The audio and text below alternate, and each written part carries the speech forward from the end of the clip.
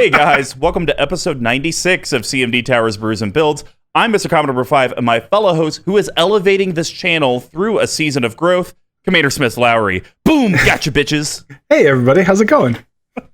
It's great to have you on. I appreciate you sitting in for my normal co-host, who decided to go to Maine and eat lobster like some, I don't know. The best part of the lobster is eating butter. So that's my experience. Just drinking butter. Just drinking butter. With lobster? Why not? See, here's the thing, though. Controversial topic. I think lobster's overrated. I don't think it's that great. Oh, you don't got to convince me. I am not a seafood person or a fish at all. So yeah, like I agree. So I love seafood. I think my issue with lobster, scallops, and shrimp and crab is the cost to actually buy it and eat it is it's so much higher than what you're actually getting. Like I remember, so good example, me and my fiance, by the time this episode comes out, based on recording, it might just be happening tonight. But every year on our anniversary, we go to the same restaurant that we had our first date on. Yeah. And one of the things there is they have a lobster mac and cheese that she absolutely loves. And I'll be honest, the macaroni and cheese is great. Sure. Yeah. But it's like $24 for this thing of lobster macaroni and cheese.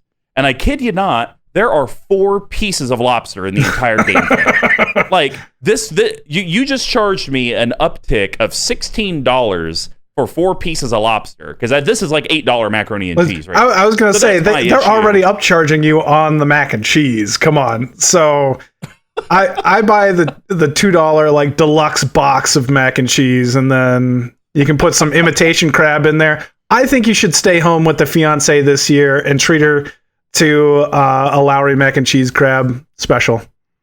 That's my suggestion, probably. Here's the thing, though. I can't put that suggestion out into the ether because she will find you and she will kill you. Oh. She will go full Liam Neeson. She dreams of this meal every year. We've actually talked about it. If we're going to have intimate time, it has to happen before, because by the time we leave, we need sweatpants. So, Lowry, how has life been? How's Adam? How is the CommanderSmith's channel? You know what? It's going strong. We're starting to like get it, COVID changed a lot of things, and it feels like as the US gets back more to normal, like interactions start to become more like back to pre-COVID things. So it's been good. It's been good. Adam has a house that he's living in, because I don't think last time Adam's been on since with you guys, right? Yeah, since he's moved in. So finished it, but I think there was still some stuff he was maybe doing, like small things, maybe painting. That's just a house. Like that. Like, yeah, you always have stuff to do. So, that guy. But yeah, it's podcast is going a lot of fun. We're doing like a Salty 64 tournament right now, and we've had a lot of fun with it. So a lot of people talking about how many cards they hate. Like, I am surprised at how many people hate Hull Breacher, at how new of a card it is. Oh, but, of course. Yeah. Of course. But people love playing it, and that's why people hate seeing it. That's just what I'm learning. Because I'm still in a hovel. Yeah. Like, I'm still at home all the time, so I don't see anybody. Yeah. Yeah, I actually played a game recently where I was about to go infinite with Animar and Palinacron, going back to hand, untapping right lands. On. Yeah. And I had Soul of the Harvest out, so I was going to get to draw a card every time I did that. Ooh. So I was like, okay, I could eventually get to how I could finish the game. Mother effer Hull Breachered me. What a dick. So did they win on the spot? My Hull recent experience. Did they win on the spot? I stopped. You just stopped and... Nope. Yeah, I stopped. Well, also, I think Soul of the Harvest is a May effect. You don't have to draw the card. Mm-hmm. So I could have, in theory, just kept going and blinking, but then it wouldn't have done anything. But the hilarious thing is 2 turns before that, I had Mass Artifact Enchantment board wiped, and Lowry, you know exactly what I got rid of. Alter of the Brood. I could have won by milling everyone out. It would have been glorious. You could have. Well, go ahead. I was actually going to, in this deck, before we ever even talked about like having me on talking about Esix here, I was going to ask you if I should be putting Altar of the Brood in this deck. Ooh. I don't know if you end up doing it. I don't want to spoil anything. Okay. I didn't end up adding it because it's over $5, I believe, and that's the slot I was really hurting for. But no, the biggest reason I don't think Altar of the Brood is a great fit for Esix is because Esix basically just transforms the tokens that were coming in as copies of other non-token creatures or just other creatures. And so, like, if you don't have that perfect synergy where I'm sure there's a card we're going to talk about where it makes a bunch of plants, like, unless you have that, you're able to transform it to where you're making like 90 in a turn. Yeah. Altar of the Brood in this deck, I think, is just a standard Altar of the Brood. Like, you're going to get your triggers here and there. So I think if you want the drips and drabs and you want a little bit of, you know, mill just to keep people on their toes, I think it's good. But I think if Esix had a doubling season effect on her, then it's like, oh, slam dunk. Every time you're making tokens, it's double the amount of tokens? Yep. Oh, that's great. Because when those two things happen, when there's like parallel lives and whatever we're going to talk about, like making 50 tokens, and you're just like, holy crap. Yeah. This is awesome. So... well, why don't you give a quick plug where people could find your video, your audio, your Patron, all that kind of cool stuff? So I'm from the CommanderSmith's, and you can find us, just type in CommanderSmith's on Google, YouTube, and or any of your podcast locations, or... I have a question. Yes. If they type into the Google search engine, I believe that's what it's officially called. If they just say, "Don't worry, we're cousins," will you still come up? I have not done that, and so I can neither confirm or deny. But I guarantee you, we have said that the most out of anybody in history at this point. So, because But full disclaimer, neither of our channels are responsible if you type in "Don't worry, we're cousins" and some really weird crap shows up. That's more likely what's going to happen. I hope we don't start like a 2 girls 1 cup trend seeing whatever that is. Oh my god. That video still haunts me to this day. Yeah, and then I would fully put it on Besh for bringing up the saying for us years ago, and he's probably listened to this too. I don't know. Yeah, but yeah, it's a good saying. We're cousins. Me and my cousin Adam do a podcast. We've been doing it for 3 years now, so we're not going anywhere. And you can email us. That's probably the easiest way, because we don't really know how to work Twitter anymore either. We're just so old. I don't know. It's hard. It doesn't make any sense. I don't know. What do you mean? You hit make a new tweet, and then you type something, and you hit tweet. I feel like it's broken. I mean, I think it's broken because so many people complain about so much on there that it's just like, ugh, I don't even want to look at this. That's true. Toxic Twitter is a thing, especially in Magic, and I'm sure in a lot of places. So it's fun. Yeah, you got to watch out for that TT. Well, guys, if you want to know some ways that you can actually support our sponsor, Level 1 Game Shop, and the CMD Tower team with all the content we put out, shoot over to our sponsor, level1gameshop.com. They sell tabletop games, sleeves, packs of cards. The exciting thing is that they are gearing up to do live events again. And we're trying to work it out to where a CMD Tower takeover will be one of the first ones. And we're actually thinking of doing this very cool chaos draft where everyone gets random packs. You'll get CMD Tower sleeves to sleeve them in. You'll get a playmat to play on. And then we'll have price support at the end. So be tuned. It's going to be a limited event. Probably going to have to buy tickets in advance to be able to get in. But it should be a great time to actually see people. And that very much relates to the news that came out earlier, talking about things that we're excited to get back to now that kind of pandemic's somewhat over. But if you would like to actually directly help us out financially, you can head over to our Patreon, patreon.com/CMDTower. We do have 4 different tiers for literally $1 a month. You get entered into so much. Deck therapy. You get put into the random voice drawings for when we don't have guests on, picking what voices BigTuck and I do as we're reading flavor text. You get access into the Discord. You get additional entries into the monthly giveaway. No offense to the CommanderSmith's because I love them, but I am a big proponent of, I feel like our patron rewards, we offer way more than anyone else ever does. So your dollar does go very, very far. But the most exciting new thing, and Lowry, I don't know if you've heard this, any of our $5, $15, or $25 patrons, every 3 months, we're going to send you exclusive patron RK Post tokens. Ooh. So it'll be random. They could be colored, mono, part color, the mini ones. We'll make sure that you get a good spread from the 3 months. And the reason it's every 3 months, guys, is RK Post is a little slow at shipping out his rewards. So it takes a hot minute. But that is one of the new ones. As long as you're a part of the 5, 15, or 25, you can go onto our Patreon and actually see how many that you get. That sounds like a sweet deal. Oh, man. And let me tell you, some of the tokens are sweet.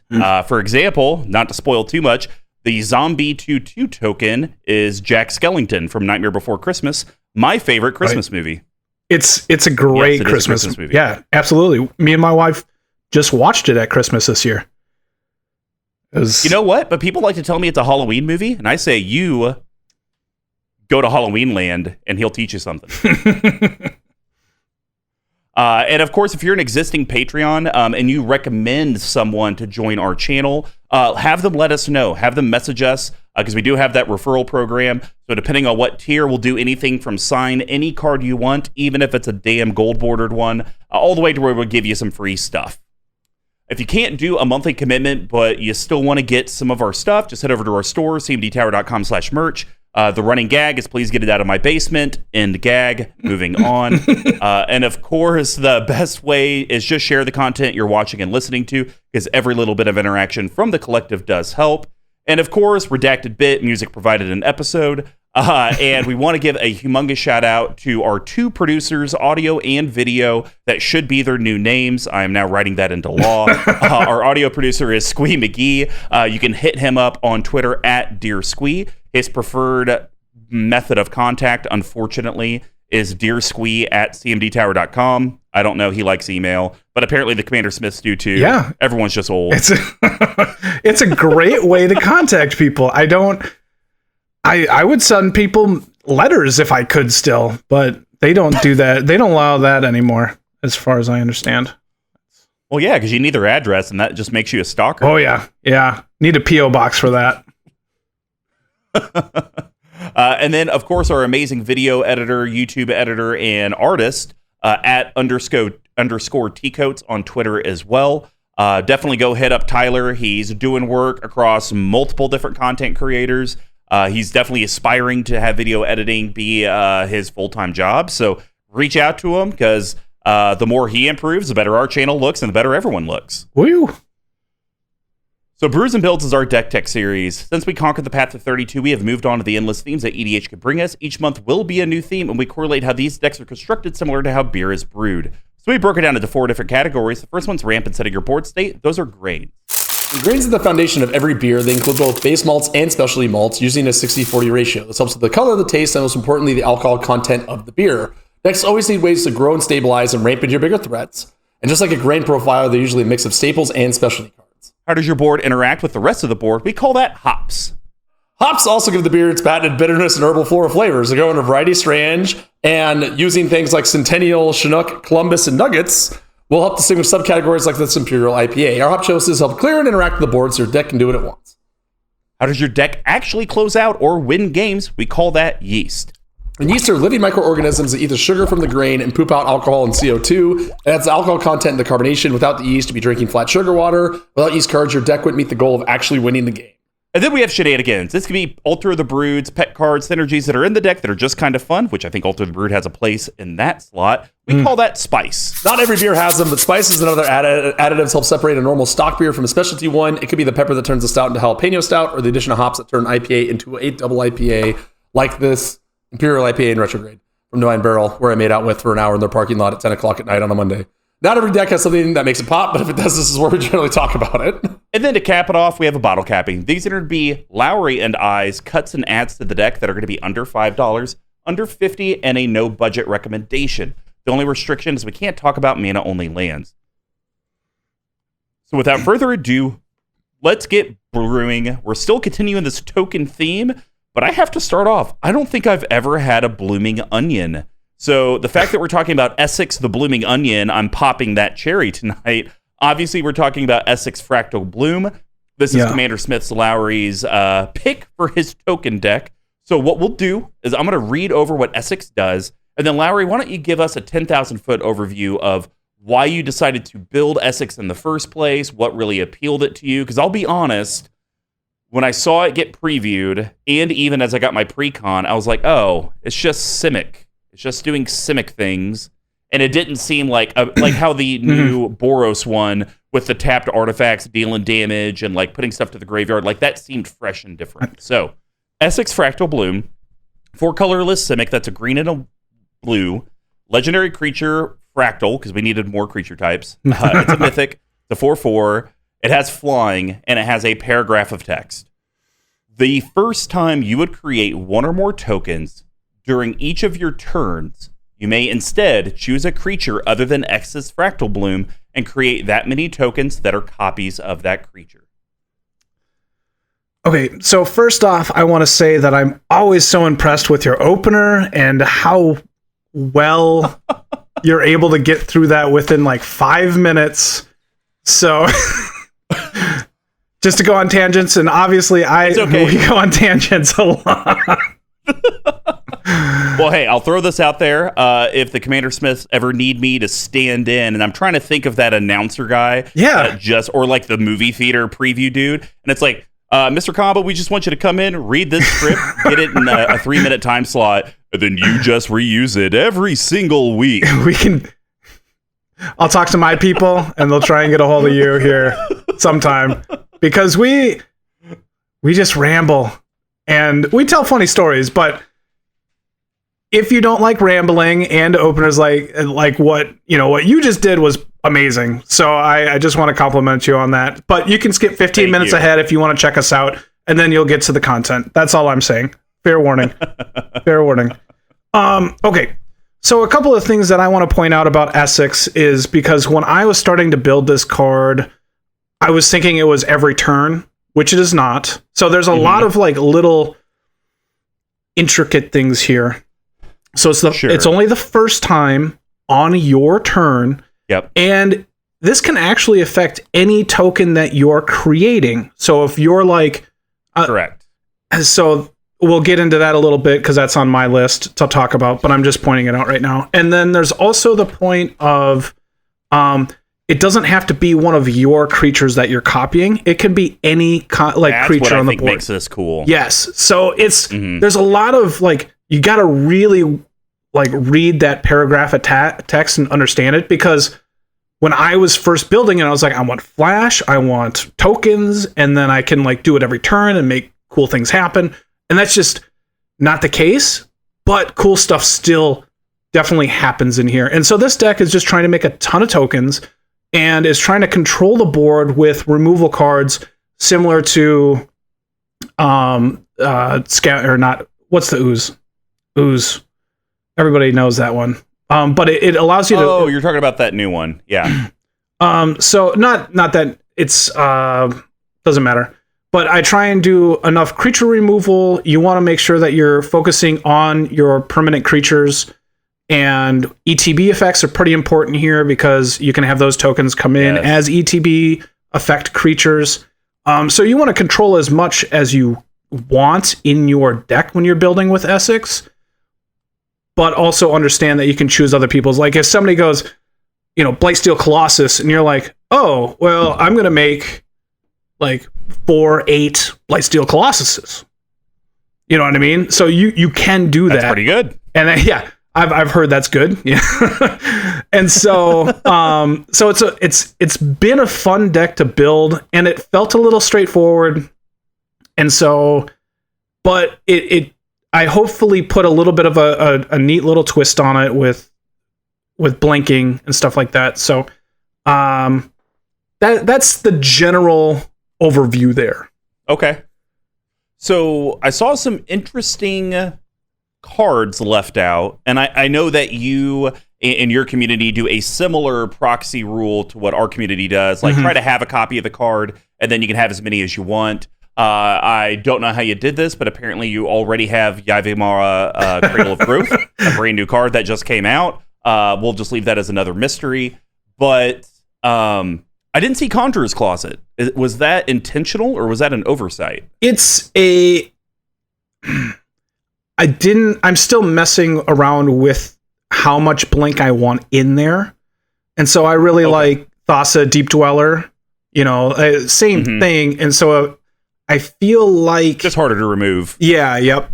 And so it just kind of feels like you don't want too much blink. And I think I'm liking the situational blink more than the triggered blink at a time. So like instances that like allow you to block with a wood elf and then blink it for that effect and not lose it so that it lasts longer so that you can be making copies of it. And so both are good, but it's something I'm definitely like playing around with and trying to figure out what the right mixture is. A direction, I don't know how you do it in these colors, but I look at this deck as a very sorcery speed, my turn deck. Considering your commander literally only functions on your turn, it does nothing on anyone else's. So it doesn't matter if someone else does a mass graveyard recursion, everything's to the battlefield. If they do it on their turn, Esix is just like, oh, hi guys, wish you were on my turn, can't really do anything with you. Yep. So it might be kind of cool to figure out a way in these colors, if possible, to make your opponents almost have to play at, like, make everyone play at sorcery speed. I know those are more your white type of effects, but that's something I can see that would be like. There's definitely, so there's City of Solitude, there's Dosen the Falling Leaf. Dosen, there we go. And then you can definitely do like Defense Grid. And so those are three that definitely just like pop into my head right there. Yeah. And I don't disagree with you. That type of stuff. Yeah, I think that type of stuff would really, it almost, and this sounds weird, it almost makes your deck look less threatening, which you and I know, and it's actually just helping your deck. Having people play more at that sorcery speed, it's very similar to how in my Brutaclad All Permanence deck, I only have one thing that I can cycle, and everyone knows it, and they're like, oh, well, I'm not really worried about Mr. Combo. He can only do stuff at sorcery speed. Let him do his thing. And it's like, yes, leave me alone. And I feel like this deck could maybe kind of find its path with that. Yeah, I think that's an interesting take on it. And so generally what I do when it comes to a sorcery speed style deck is I just make sure that I'm looking to make sure that I can survive everybody else's turn. And so that's kind of where my heroic interventions come into play as best I can. Sure. And I know when I've been on here, I've said this, but I tend to be like just the target in my group. Sure. And so like I almost end up like leaning that way. So I might be almost too protective or almost want to do it more. And so, cause like somebody's like, well, I want to use this removal right now because next turn I'm going to use all my mana. And so they're like, Lowry, what's your best card? Like, son of a. Sure. All right. It's Wood Elves, but basic points. Yeah. So that's more of what I did was making sure that I can survive to the next turn, trying to protect Esix, and hopefully my friends don't realize how cool it is. And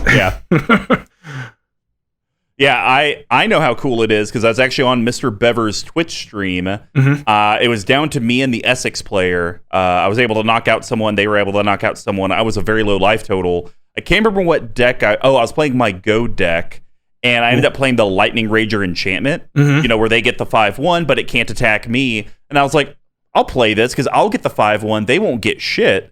Well, it turns out, boys and girls, they make their 5/1 Lightning Rager, but then Esix allows them to turn it into anything they want, which they turned it into the best creature on the board and killed me. So, oh, no. Oversight by Mr. Combo. But when we look at your deck statistics, we're at a 327 CMC. You and Adam and your community, you guys are so much better than Tuck and I are when it comes to a CMC aspect. Oh, yeah? I feel like Squee does pretty good just because he plays like low to the ground commanders. But yeah, usually we're always at that 3.5 to 3.8. Color distribution, I don't know if you did this on purpose, but it's almost perfect. I'm out of green mana to blue mana. I mean, not specifically on purpose. I just knew, like, originally when I was building this, I wanted a lot of forests, and I didn't have a lot of blue. But then Yavimaya Cradle of Growth came out in Modern Horizons 2, and I just kind of slotted that in for a forest. And so, but also the big thing is the sorcery that makes a ton of snakes. That was more like, I want a lot of forests in there for that. Yeah. Okay, that's fair. Cost of the deck. This is quite the budget deck. I mean, I think you can acquire it for like thousands of dollars. Maybe the number is so big it will not show up on Tapped Out. That's how huge the number is. Is it an expensive deck? I got a few expensive ones in here. I think it's like $3,000. That's got to be that Cradle and Tropical Island I have in here. You can take those. Guys, don't take out the Cradle. Get Cradle for $1,000.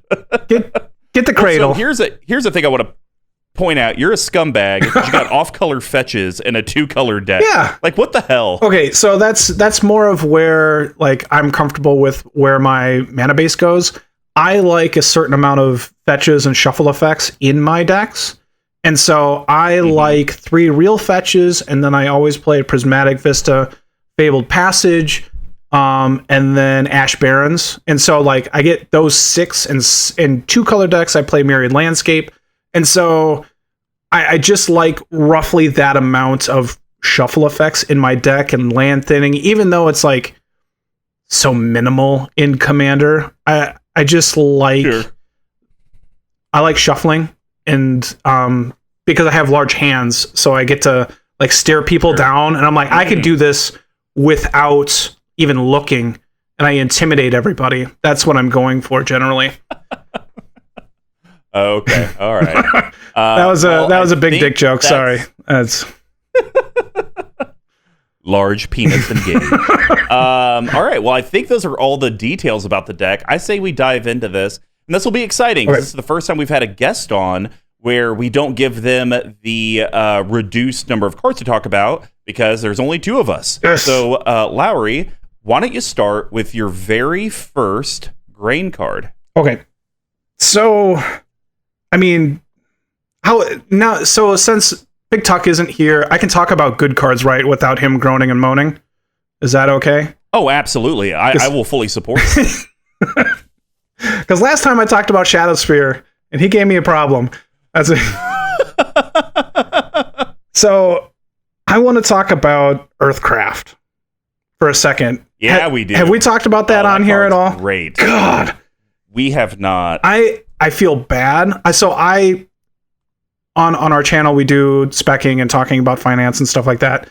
And Earthcraft was one of those cards. $200? Yes. So that's part of this. Part of the thing. And part of this is making sure that you buy cards at an appropriate price. I bought mine at like $40 to $60 range. Yeah. And so I can't tell you to go and get this, but this is a fantastic card. Absolutely fantastic card. And what you're able to do, it's green colorless enchantment. You tap a creature, which doesn't matter if it has summoning sickness or not, and you get to untap a basic land you control. And in this deck, where you're creating a ton of tokens, and let's just go with like Mere Battlesphere. And in this deck, you can make Mere Battlesphere comes into play, makes 4 tokens, and then with Esix out, you get to make 16 more tokens. And that with Earthcraft in play, you just spent 7 mana to create 7, 8, 9, 20, 21, 20, 22 mana with Earthcraft in play. And that is such a powerful card when it comes to what's going on in a token deck.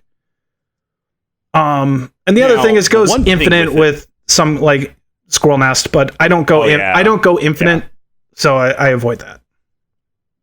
No, I bet you probably go infinite and you don't even realize it, or you don't want to admit it on public stream. I hope not. Did I go infinite? Did you catch me? I think we've only played like once. Okay. No, not in the deck. I didn't see it. I was actually over here searching because I used to own an Earthcraft and I got rid of it. And I should probably change to all time. Just seeing what good old TCG player says. Nope, I guess I never did. But yeah, Earthcraft's a great card. The one quote unquote drawback of it, guys, is that you have to, and then it's untap the target basic. Yeah, it is so basic. It's like you can activate it, and then someone could try to respond to it, and it's like, well, I want to try to do it again. And you can kind of get in this weird thing of, well, I activated it. They're about to disenchant it. Well, I guess I have to use it all right now. And it's only with that basic, so then you got to figure out a way, like, well, now I got to float all the mana, or I'm not going to get anything. That would be annoying. So that's like the one thing to that's the one thing to be careful of. If your playgroup plays a lot of enchantment removal, got you stupid bug. You guys have been trying to kill this bug flying around my head for the last 10 minutes. You have. Finally killed it. Yes. I'm a murderer. Congrats. There it is again. Shit.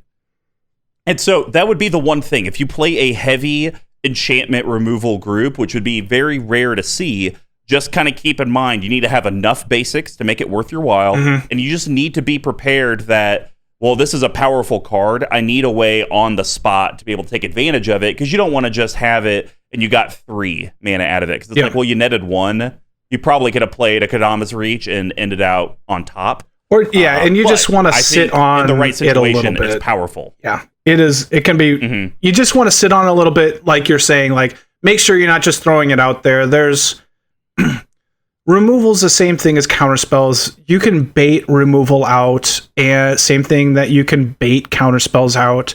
And so when you have those really powerful cards, make sure that you're not just playing it into removal unless you have the ability to really abuse it at that point.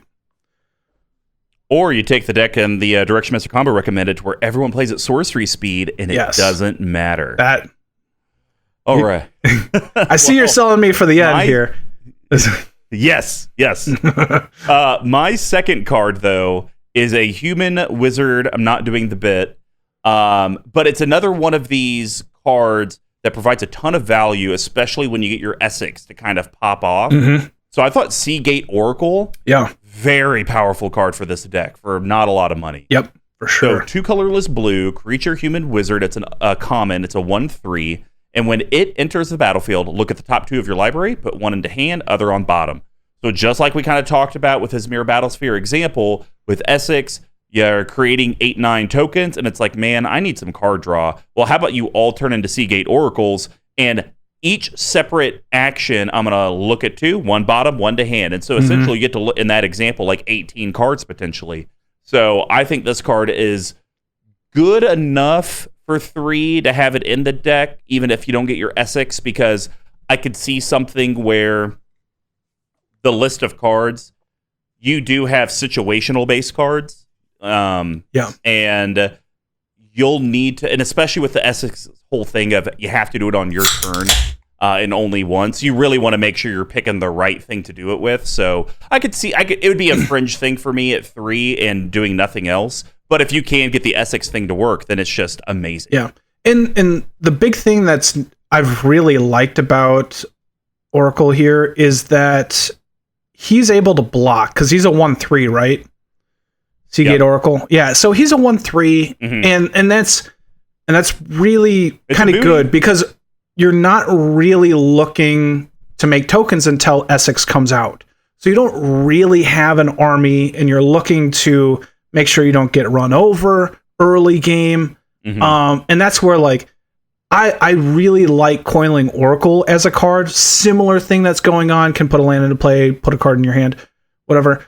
But this is, being able to block is going to be something that's going to save me personally. And again, like I'm saying, I need to build decks that allow me to survive to the mid to late game of a game. And so, because I also get the random attacks within my playing group. It's like, I got 2 damage that I can go through. And if I don't have anything that's going to be able to survive, like a 2/2 flyer, and I let it through, it feels like I'm starting the game at 30, everybody else is at 40, and you're just at that big disadvantage. But when you have those like big butt early game cards, they help you survive to that mid to late game where this deck can really shine.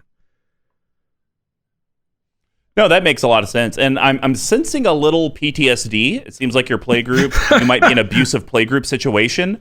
I just want you to know that there are numbers that you can call and talk to someone about your EDH trauma. You know, we will have talked about this in the news part, but I haven't even played with my playgroup in a year. Have not. Oh my gosh! Not even over. Oh, because you guys don't really do the virtual thing. Nah, we're not. It's more cockatrice. Yep. Yeah, and all of them other than Adam don't do cockatrice. So I miss them. That's fine. Whatever. It's fine. I don't. I've learned to move on.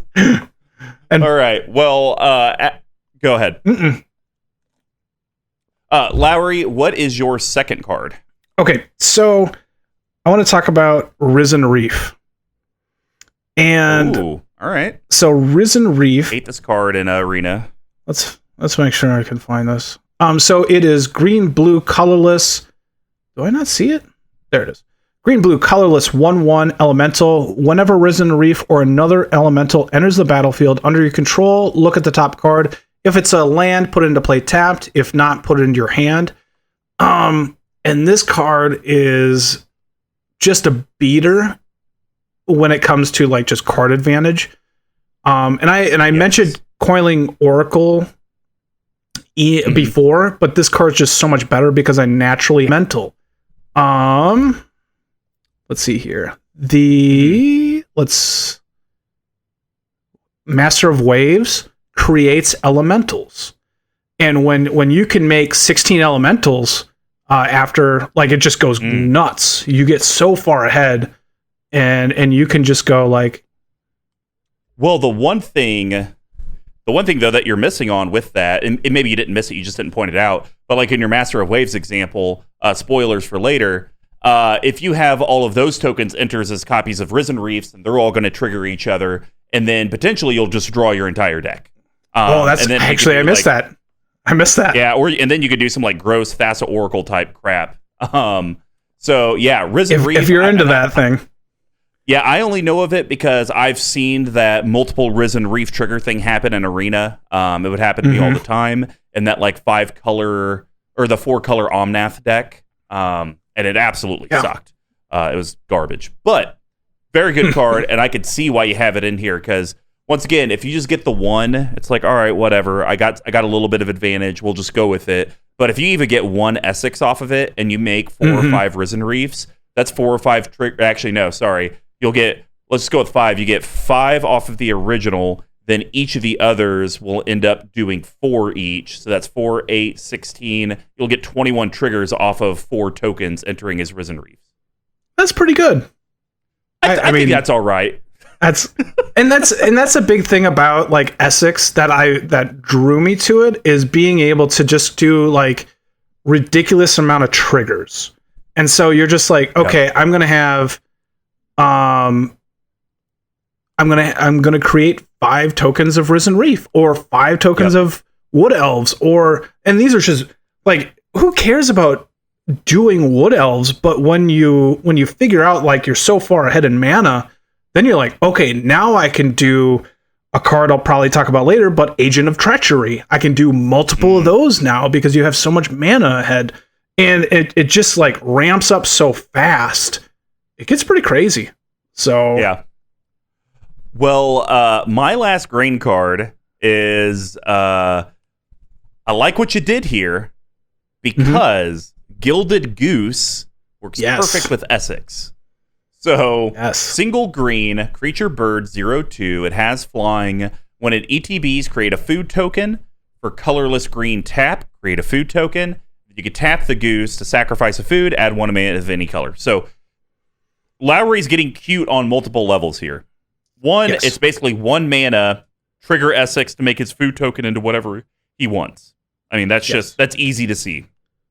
But then, usually with Gilded Goose, the value is over from a commander standpoint. You have better things to invest. The colorless green tap, create a food token. But if it's colorless green tap, I'll make a Blightsteel Colossus. Okay, that seems great. And then the last effect is also good because if Lowry chooses to, okay, we did my Mere Battlesphere or the Master of Waves example, I'm going to have all of them enter as Gilded Gooses, which are all going to create food tokens. Now you have these food tokens that you can use as mana dorks on all of those guys. You know, you paid your whatever mana it costs for Master of, because you only get the token thing triggered once. So you're only going to get the one thing. So they're all just going to make the food. But 4 mana, maybe I just made 15 food, which is 15 mana. That sets me pretty far ahead. So I think there's lots of cute things and layers to that card. And what the reason why I added that in was I was finding myself like kind of dead sometimes if I just didn't have that token maker. Like I might play one, but then if I didn't draw get a draw card, I was just like, having a little mana sink would be nice to be able to make a token. Yep. It's early ramp if you need it. It just does a whole ton of things that seem to just kind of work. I'm not going to say that it's the best card because, like you're saying, like you use it the one time for mana, or you get that token activation from Esix, and then it just kind of can be done.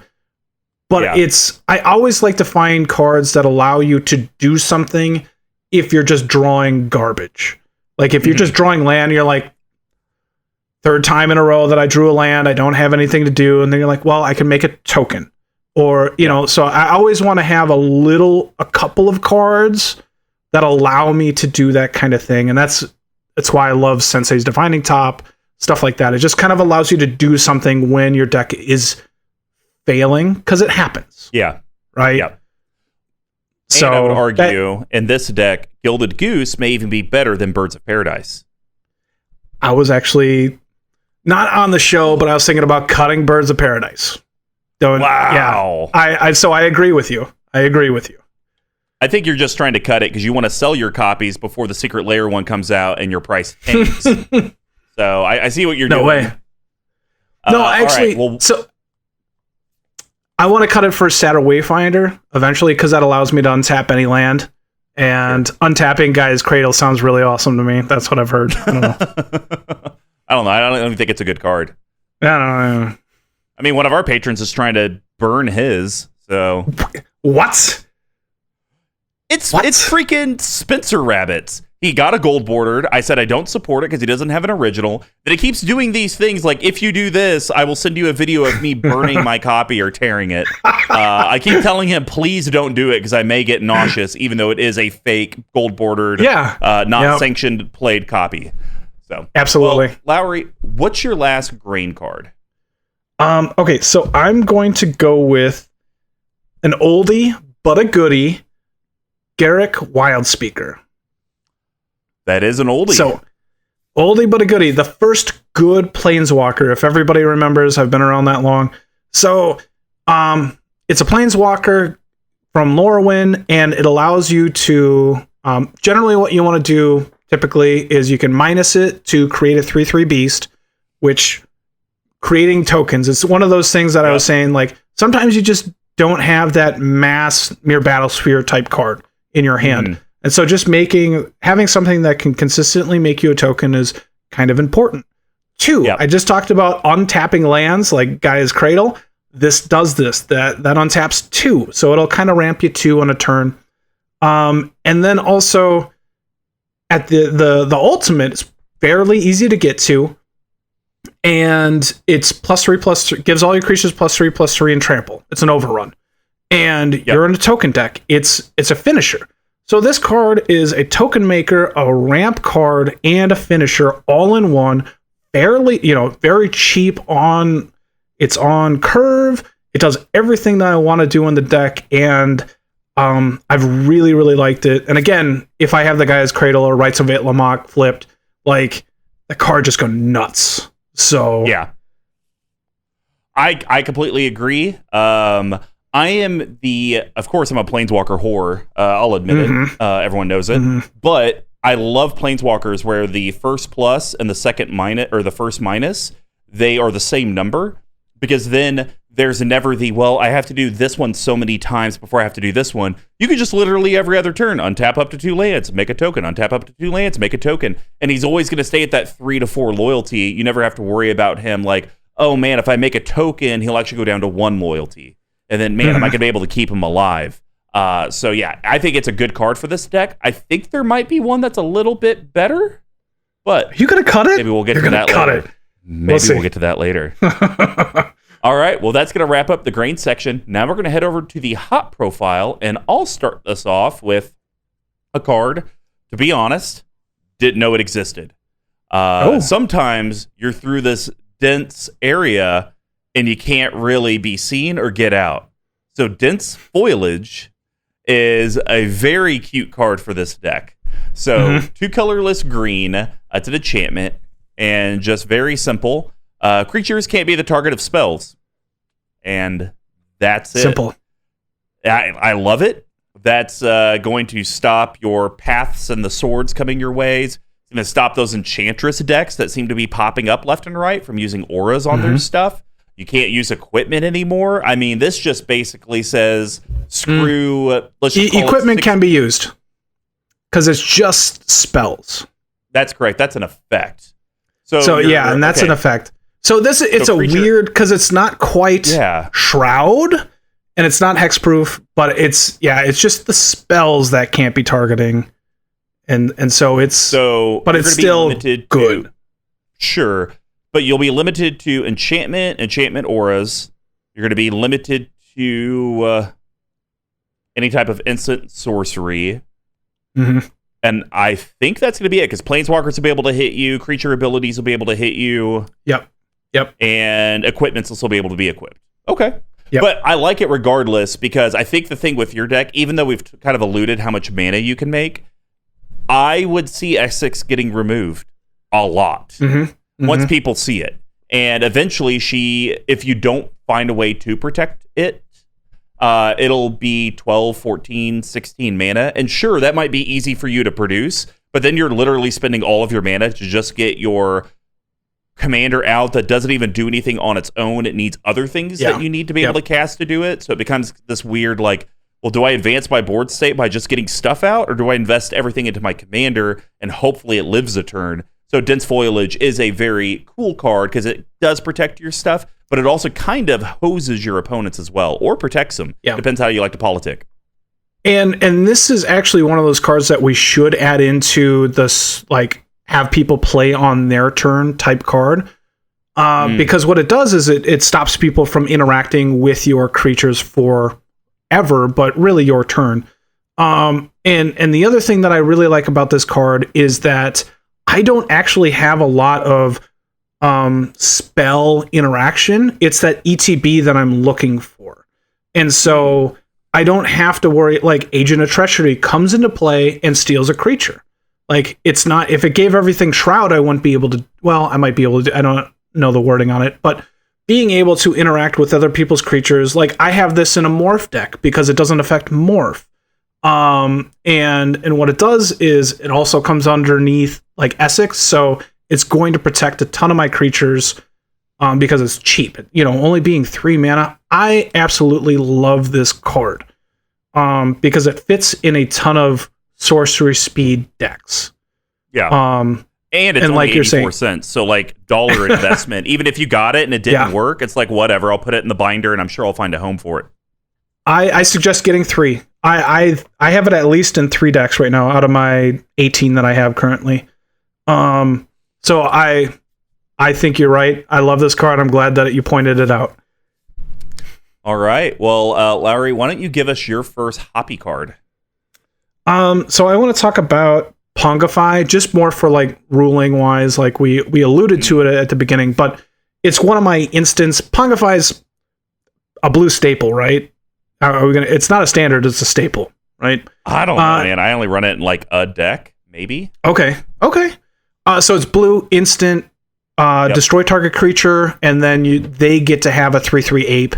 And what this does is it's a little bit. It's this in rapid hybridization is the spot removal in the deck along with Beast Within.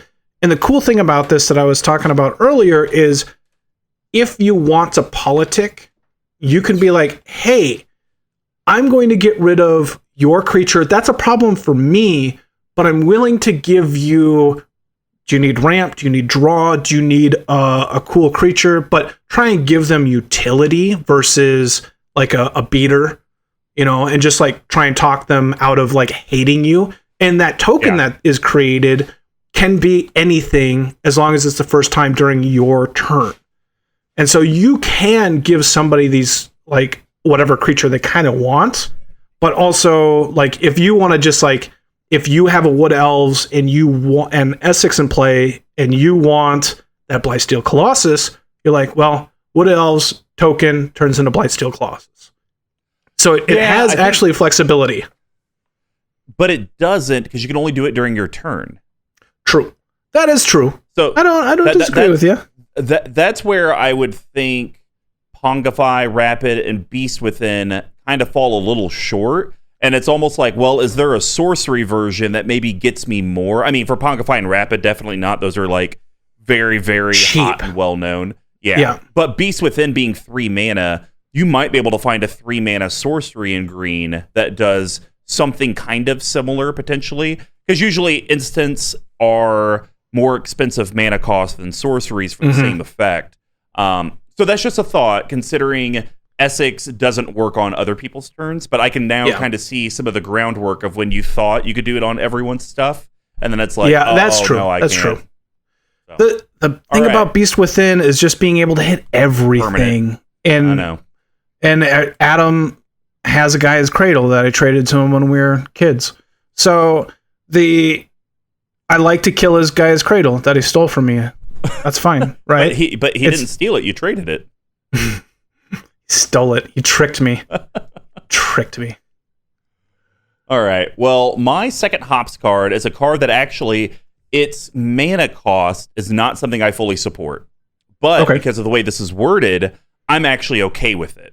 It's a double X card. We're talking about Pest Infestation. Yeah. So XX green. So for the people that don't know, before I go any further, for X to equal 1, you would have to put in 3 mana. It's basically a colorless green. If you want to X equals 2, you got to put in 2 green. That's just the way it works. So you can already see the reason I don't like it is usually you're putting in double the investment to get half the return. But I think this works in a very cool way. Sorcery, it's a rare for 250. Destroy up to X target artifacts and or enchantments. So boom, we're hitting troublesome removal. We're at sorcery speed, which we want to do during our turn anyways. Create twice X 1/1 black-green pest creatures. When this creature dies, you gain 1 life. So that's where I think it makes up for it, because then literally for whatever you put X into, you're getting all of those tokens. You're just only destroying half the artifacts and enchantments. And in Esix, and with all the mana, I could see maybe putting in 10, so you're getting 5 for X. But then you're getting, so basically, you paid 11, destroyed 5 artifacts or enchantments, and created 10 whatever tokens you want. They're going to enter with Esix to be anything you need. Yeah. No, the card has been better than I anticipated, and I think I'm going to be trying it in more decks. And because, so I was looking at it a little bit like Reclamation Sage 2/1 for 3 comes into play, destroy artifact or enchantment. This is green, 2 colorless, destroy artifact or enchantment, and put a 1/1 pest into play that gains you life if it dies. So on par with Reclamation Sage, which is used in 20,000 decks, like it's used a ton. You get 2 of them. 2 tokens. Yeah. So you get 2 tokens, destroy 1 thing, and that seems like on par with that, but it has the ability to go up. So it has like a much bigger upside, potentially. Like if you're in Elves or if you're in a Reanimator or a Blink deck, like Rec Sage ends up being maybe more flexible because it's a creature. Yeah. But it feels fairly on par with that, because being able to destroy 2 things and then put in 4 tokens for 5 mana feels good so far. Like And so, like, it's again, it just came out in the commander sets, playing around with it, seeing what works and what doesn't. It probably doesn't fit in every deck, but like, there's plenty of green token decks that would like this, right? Yeah. And so, it does one of my favorite mechanics, which is producing off-color tokens in the color. So, because Commander, we get so stringent on color identity. I love the fact that I run Sling Gang Lieutenant in my Yarok deck, yet it makes red goblins. Like, that just gets my rocks off. So the fact that you get some Golgari Pests in a Simic deck is fantastic. I'm glad I could help or like make you feel good. I mean, well, what is your second Hops card? I want to talk about a card that I'm thinking about cutting, but I really like it. So it's Venser Shaper Savant. Oh, you can't cut that. I know. Okay. So it's 2 blue, 2 colorless. It has flash, 2/2, comes into play, and you can return a permanent or a spell to a player's hand. And permanent means lands, anything on the battlefield, and any spell that's being cast. Super flexible, right? Yep. As just a general card. The problem, which you might solve, it's a legend. Yes. So I can copy it with the token ETBs, bounce a ton of stuff that are, and then lose all your tokens. And then lose all my tokens. So that's where I'm like, And so, and again, if you want to go budget wise, you can replace it with like Mana War, which bounces creatures back to a hand, and it's just 3 mana. But that's what I'm thinking. I'm just kind of going like, do I want that versus Venser? Venser's so flexible, and it's again, and you know that it's a sorcery speed deck. Hopefully, other people are looking at it and kind of going like, this is one of those instant speed cards that can affect the board. Gets around dense foliage, gets around a lot of things. It can stop that cyclonic rift that's going to kill you, that board wipe, and you need those cards in here that save your ass. And this is just one of those, right? So that's why I think you can leave it in, because I actually added Venser to my God deck, Exploring the Multiverse, purely because I needed some way, if I needed to, with Sisay, search the deck, find Venser, I can counter a board wipe or do something. And so actually, I think you look at it like that. Like for me, the floor and the ceiling is just its effect. But that was enough. So if we take my logic over to this deck, well, now your floor just becomes its effect, which people run this card literally to get it once. Yeah. But then your ceiling is potentially doing it for 20. And just getting rid of I see what you're saying. 20 permanents or whatever. You'll never that's game ending. You'll never use the Esix effect for the spell unless someone's like doing a storm deck or something, which at that point you're probably screwed because storm's on their turn. But I think just its floor, unless you're planning on putting in like a mana drain or a counter spell or something like that, I think this is like the best thing you could do because it is flash, but you can still play it on your turn and still get effects. And you don't have to target it. Like, that's your choice. That's true. That's true. And so, like, maybe I should look at the card a little bit differently rather than, like, a target to change into tokens. Look at it as a protection/removal spell that could be, like, turned into tokens, but that's not my aim. And to add a little cherry on top, you already talked about how with Pongifi, Rapid, and Beast Within, doing it on your turn, you make them a token. It's like, hey, I don't like this, but I'm going to help you out. Venser's a target. You could say, hey, I don't like what you have going on. How about I'm going to get rid of it, but I'll give you a Venser so you can bounce anything else you want on the table that's not my board. How does that sound? So then I like that politics piece to it. So yeah. I think there's lots of layers to it. It's just, I think the challenge for me, and you initially had it looks like, and I think a lot of people with Esix, is every creature you put in It's how do I use this with Esix? How do I make this work together? And I think that's a cool thing with a top-down commander, but sometimes you just need a generic good card.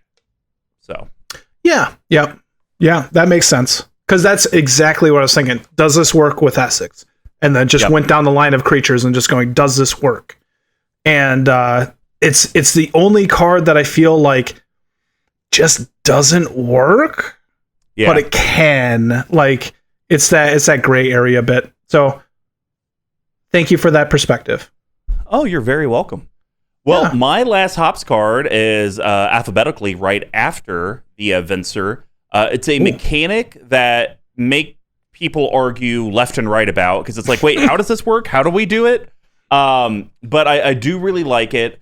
I will say I still like it. For some reason, when I was doing my notes earlier, I thought this was an enchantment. And I was like, holy shit, I could do this whatever I want. This is broken. So Wrap and Vigor, I think, is a very, very cool thing. So colorless green, instant, regenerate each creature you control. I mean, one could argue that Heroic Intervention is better, but it's already kind of in the dark. And so this is really Green's secondary option, because I can't think of another thing that Green would do instant speed to just completely say nope to the board. So we've talked about it, the whole, create a bunch of tokens. We've talked about the ceiling quite a bit, and we've talked about the floor to where maybe you can't create the tokens. So I see this as a card that you've invested the time, and I would be the player that Lowry, if we were playing against each other, it's like, okay, I know what he's trying to do. I'm going to let him build it up. And right after he's used all his resources, and he's like, okay, my next turn, I'm going to blow that effing thing to the ground. And you need something to say no outside of counterspell. You've brought up counterspells a couple times, so I want to address that. I am not a counterspell player, even though like Wrap and Vigor would technically be a counterspell, right? Like they're going, I want to destroy your stuff. And you're like, no, that's not happening. And I just have further back PTSD about counterspells and like a Patron Wizard deck, 60 card casual with family. And it just was awful to play against. And so I try and avoid counterspells at all cost when it comes to... I only build a couple of really competitive decks, and those will have counterspells like Force of Will, Pact of Negation, stuff like that. But this if I start getting picked on enough, I'll add in counterspells, if that makes sense. But if people let me play and do my thing, I'll keep cards like this in that just protect my board. And this is kind of what I was talking about earlier too, right? It was like, I understand that I'm sorcery speed, but I want to make sure that I survive until my next turn, because you only get that one trigger per turn to change in. Yeah. And really, you can change the way the game is going and become the archenemy really quick. But then also, when you become the archenemy, you want to be like, okay, I still want to protect my stuff. And so I think this is a good point, Lowry, for us to take 30 seconds just to describe Regenerate and some of the downsides of it. So the initial downside is that there are board wipes that say highly played creatures can't be regenerated. That's just flat out says it. I mean, hell, even Wrath of God, Damnation, Damn. So, that happens. Yes, it does. Well, Wrath of God. Yeah, it says it just says destroy all creatures. It says that would be Day of Judgment that states that. So Wrath of God says destroy all creatures, they cannot be regenerated. Damnation is just a time-shifted version of that, and then Damn is the new card in Modern Horizons 2 here. Yeah, I feel so bad swearing. I love Damn because of that card. I love Damn. But yeah. Nah. So that's the first thing. But then the other thing, the way that regeneration works, and obviously Lowry's more into the know on this than I, so he'll be able to correct me if I'm wrong, but I believe you just remove all damage from the creature and you tap it. Yeah. That sounds about right. It's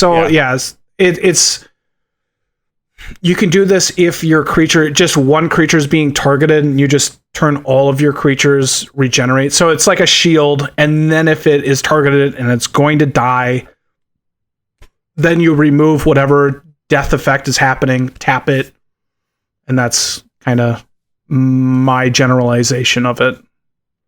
Okay, fair enough. Well, Lowry, take us home. What's your last hops card? Something similar. So I'm gonna go with a card that it's probably a pet card, so could have been spice, but it fits in. Lazotep plating. Yep, I already knew it. As soon as you said it kind of fits in here, I was like, I knew exactly what you're talking about. Colorless I blue. almost cut it, but I was like, I think this is probably a pet card of his. Yeah, I like it. I just did a curated video on it. But it amasses 1, so it creates a token, which is an army token from War of the Spark. And then it gives permanents you control and yourself hexproof. So it's like half of Heroic Intervention, but creates a token. And this is still nice. Simic Charm might be nice in here too. But like just being able to, it's a counterspell without being a counterspell that creates a token, right? And so it might end up on your turn, which allows you to create whatever token that you want. But it's more like, I'm fitting it in there and sue me. Well, and I think a cool thing about it is, like, obviously you have it in here for the secondary effect. Yes. I think the token's almost like an afterthought. Like, well, that's nice, but I really want the hexproof. But you've already talked about how sometimes you can just draw lands. I could see this being a very late game card. It's like, you know what? I think if I just make everything into a whatever, I think I win the game. Or if I could just get a copy of Craterhoof that someone has, I could win the game. And so you might just cast it for 2. Just, all right, everything I have has hexproof, but really I'm wanting this to be a copy of whatever. Brutaclad, something like that, to really just... Yeah. No, that's a really good point, too. I didn't even think about that. So I could even, hold on to this until late game and just looking for that last token. Totally agree. I'm glad that you looked at this deck. So, all right, now we're going to have the yeast and how the game wins eventually. This deck. So, Lowry, what is your first yeasty boy? So I'm gonna talk about a card that I've already brought up that we know that's in the deck. It's Agent of Treachery. And this is a card that I have such a boner for this card. I love it. I'm glad that you enjoy it. And so when it comes into play, you get to steal any permanent. Again, maybe it's non-land permanent. Maybe I should look it up. No, it's target permanent. So you can steal people's lands if you really want. And then also, if you want, or if you control 3 or more permanents, you get to draw 3 cards at the end of your turn.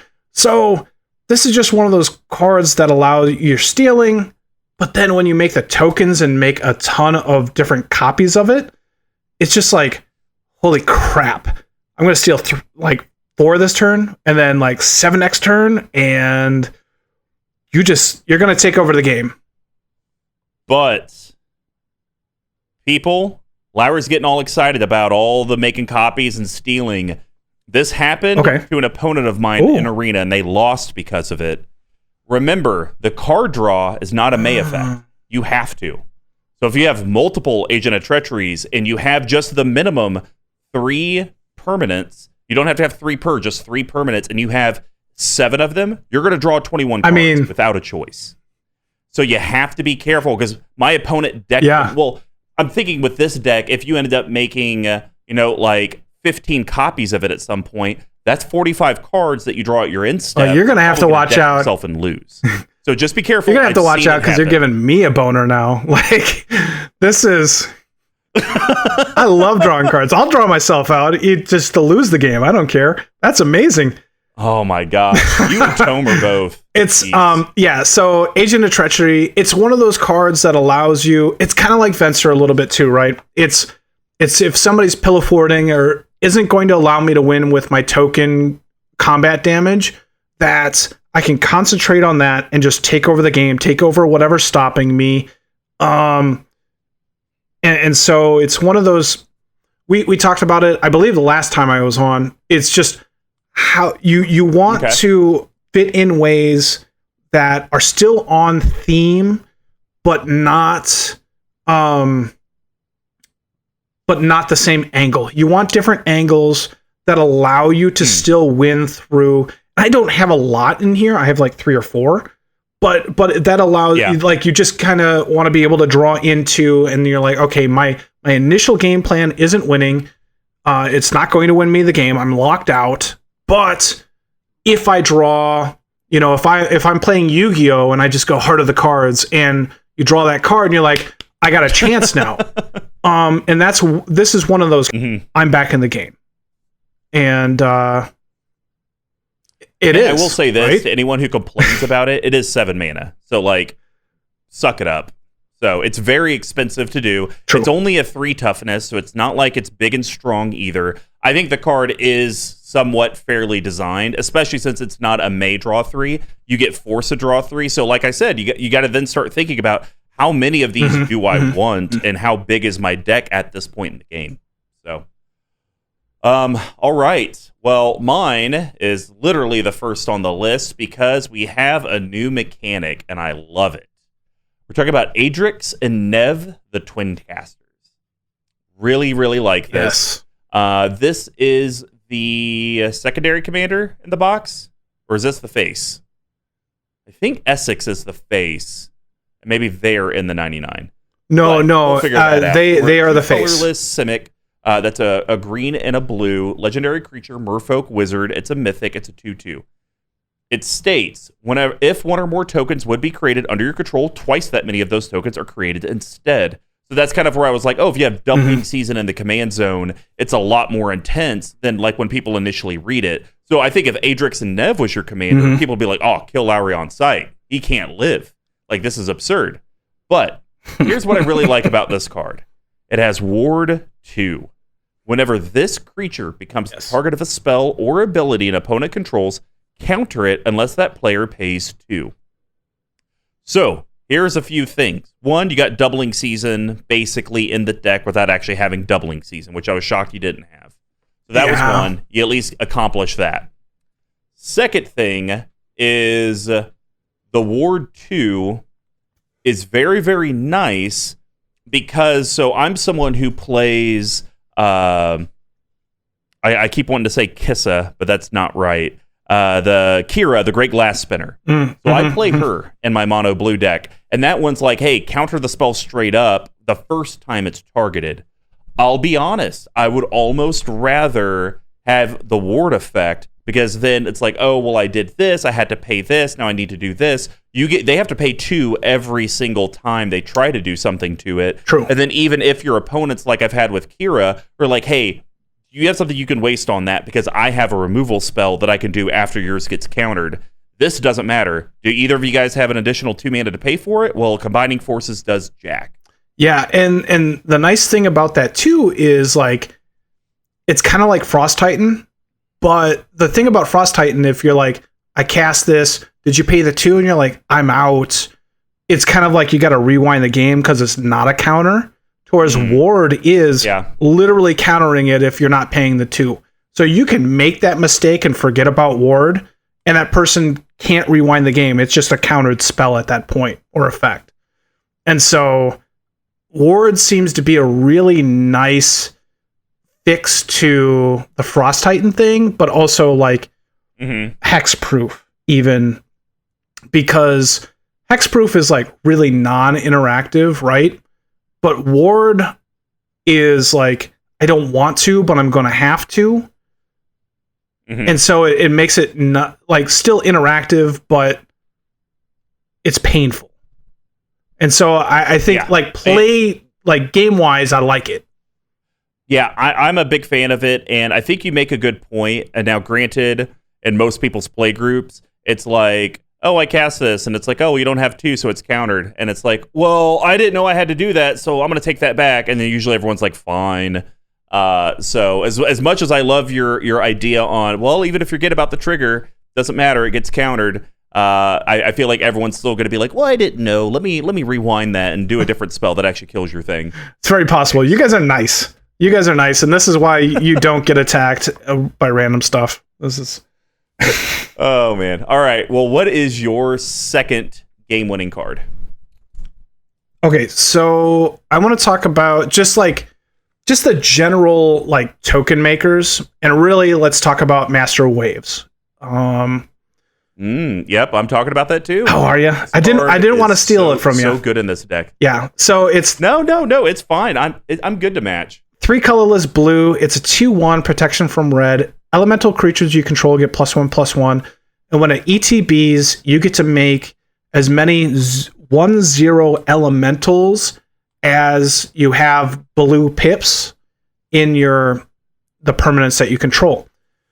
So this is one of those cards that we've like Mirror Battlesphere that allows you to create a ton of tokens at once, and just the real basic, if you don't have any like utility cards, or even if you just want an army, that first round of tokens just are Master of Waves. And then the next wave of tokens are all the elementals that are made. They all get the +1/+1 from each Master of Waves that is in play. The tokens that are created actually have the CMC of Master of Waves. So they all would count the blue pip. So if you're, let's say, Master of Waves makes 4 different Master of Waves, at the very least, you have the 4 from the tokens, the 1 from the original, 1 from Esix. And then they all make 6 different elemental tokens, and they all get 5+5. And so you just made again, like earlier, for 4. For 4. And like I said earlier, it works really well with Risen Reef, goes nuts. And that is something that I've really liked in this deck, even though the best token makers that I've really kind of been able to find are top end, like 7 mana, Hornet Queen, Mirror Battlesphere, Avenger Ascended Car. But this 4, it allows me to make a ton of tokens along with having protection to be able to just protect it for the next turn if I don't have a haste enabler and stuff like that. Yeah, and the biggest reason, guys, it's at 4 is because of the fact that the tokens that initially come in would immediately die if Master of Waves is not on the battlefield. So from a design aspect, it makes a lot of sense because it's like, oh, you get rid of one thing and then you probably kill 15 others at the same time. Yeah. But them having protection from red is going to protect Master of Waves at least from Blasphemous Axe, the infamous Lightning Bolt. I've heard a lot about it, never actually seen it played. But yeah, no, I love this card because it's just like Avenger. It's just going to compound upon each other. You know, whatever your devotion is when it comes in, you're going to make that many essentially new copies of Master of Waves, which will then check the devotion again and make that many more blue elemental creature tokens that are all just going to be super, super jacked. You know, one thought I just had, I think it's only in red. You might have some in colorless, but you should see if there's any like, not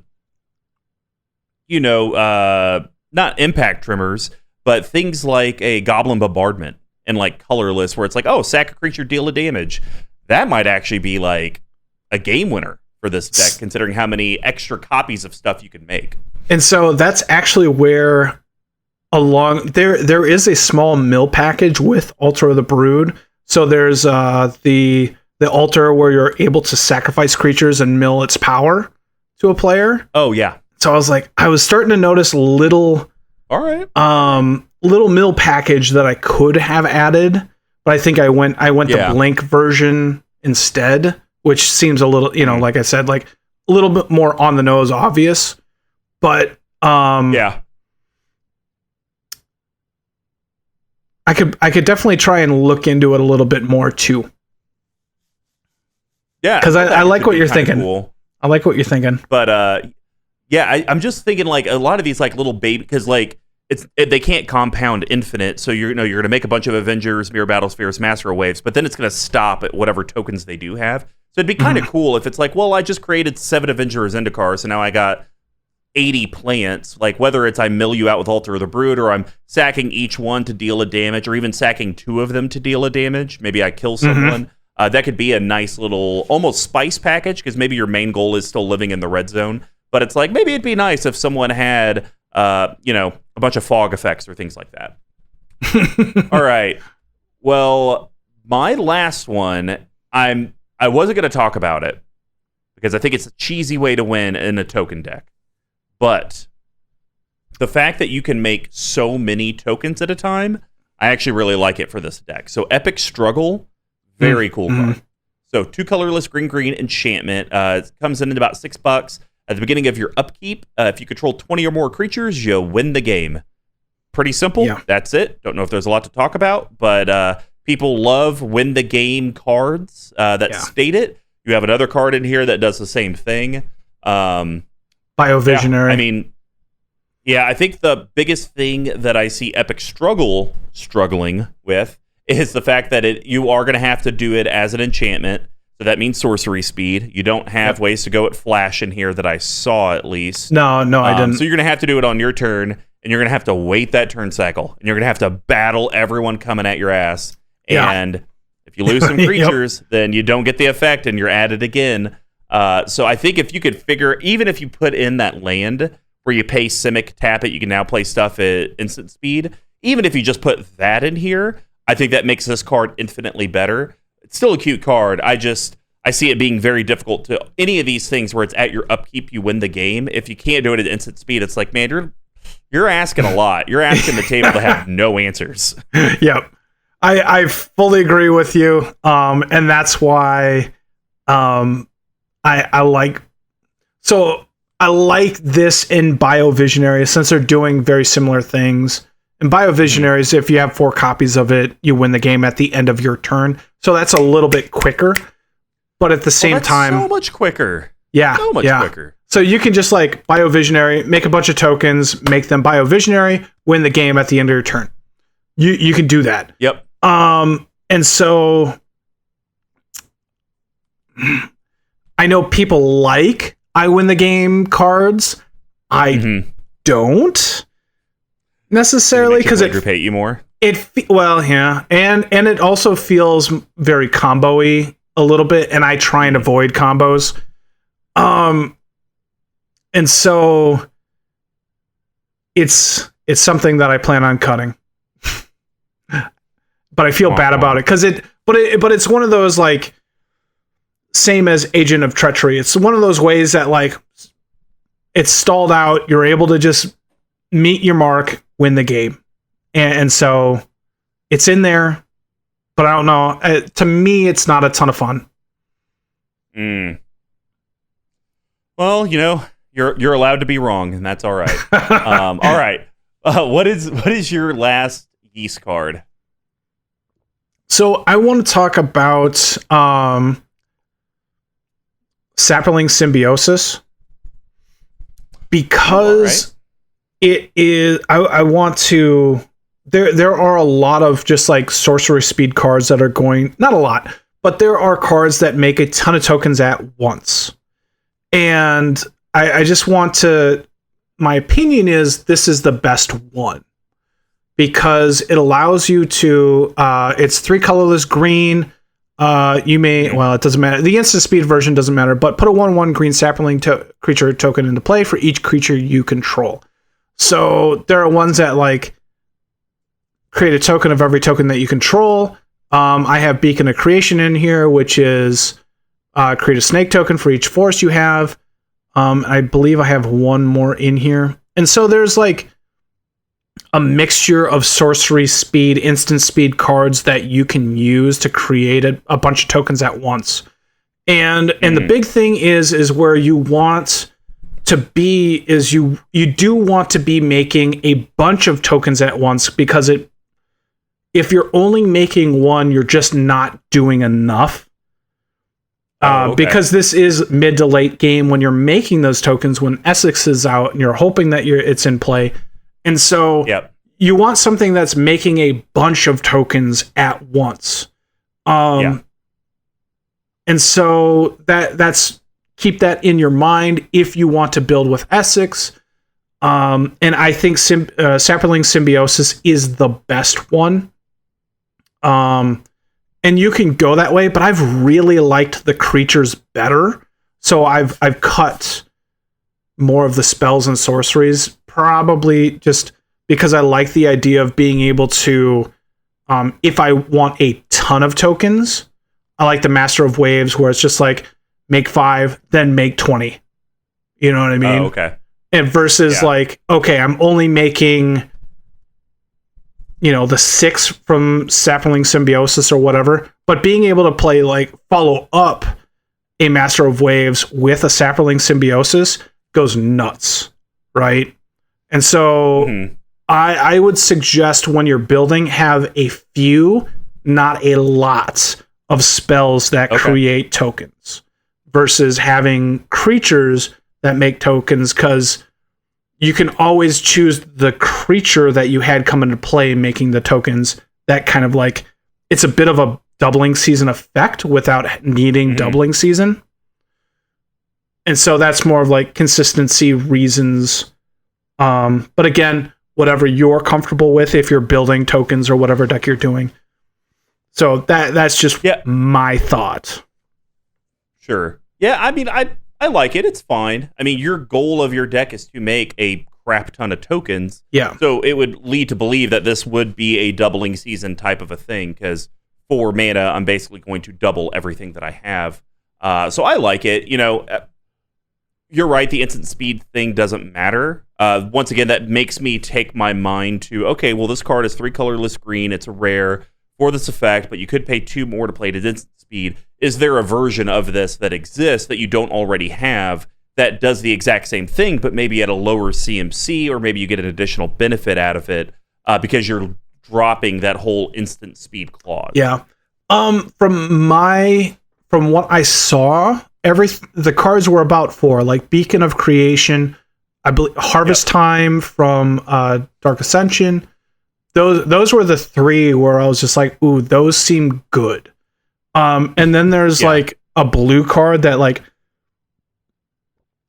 makes a token for every creature an opponent controls, but that's at like 7 mana. And so 4 seemed to be the lowest that I noticed for making a bunch of tokens at once. Oh, okay. Gotcha. All right. Well, I think that's going to wrap up the yeast section. Now we're going to head over to the spice. I'm basically just going to talk about the spell that's your backup commander. I've talked about it. Esix isn't necessarily fragile. It's just, it's 6 mana and it's only a 4/4, and people are going to want to kill it once they figure it out. So this card being able to foretell it early in the game, make it untouchable, and then when you need to do it, pull the trigger is very cool. So Mystic Reflection. Amazing card. So cool. So colorless blue, instant. It does have foretell. So you can pay 2 colorless, exile the card from your hand face down. Then at any point when you have priority, you could cast it for a single blue.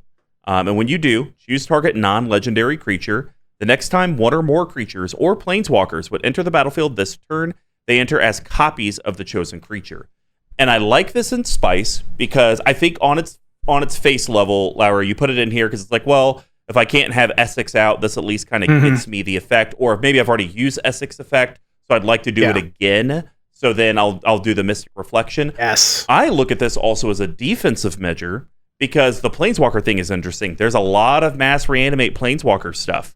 Well, and it doesn't even say token creatures, just 1 or more creatures. So, you know what? I don't like you bringing the Glorious Rebirth, or Primeval's Rebirth. There we go. I don't like you getting that off because no one had a counter spell, and I see you got like 40 Planeswalkers in your graveyard. So as that spell resolves, I guess I'll just foretell this for a blue and say they're all going to come in as Dryad Arbors. Like, all right, have fun with that. And I so good. I don't think it gets played enough. It is still fairly new, so that might be why. And that is same, like, I had the same thinking about like those ETB creatures, like Craterhoof Behemoth comes into play. You're like, well, shit, that's going to win the game. Actually have that come into play as a Wood Elf. Like, it just, you can just nerf those awesome creatures that are coming into play, or those Planeswalkers. And totally agree that it's that flexibility of like, second, if you really need that Esix trigger, you can do it again, or do it if they're targeting Esix, like you're saying. But being able to neuter one of those cards that are like, okay, game's going to end unless I do something. And I, like I said, I don't play counterspells or as nearly as much as I should. And so having these kind of spells allows me to save my ass every once in a while. Makes sense. All right, Lowry, bring us home on the spice. What is the one card? Well, I've already mentioned this one as well, and so I want to talk about like just the Blink package / like Thassa Deep Dweller. It's Indestructible God from Theros Beyond, and at the end of your upkeep, you blink a creature. And having too much blink in a deck kind of like narrows down the amount of creatures that you can use, and so you still want a wide variety of creatures and effects that you have come into play that are going to make an impact on the game. And so that's where like Conjurer's Closet could be good in here as well.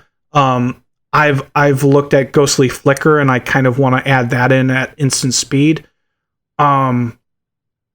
Because also like it's a little bit like that the Goose effect. Like later in the game, I'm not getting those tokens. I'm not drawing, like I'm just getting utility, which is nice, but I'm not getting those big effects that I'm looking for.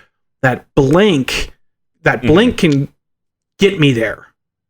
Or like if I just go like turn 2 or 3 Wood Elves, the next turn I go Thassa or a blink effect, it gets me to 5 and 6, and I'm able to play or with like a Wood Elves or a Farhaven Elf, like being able to get Fractal Bloom out earlier.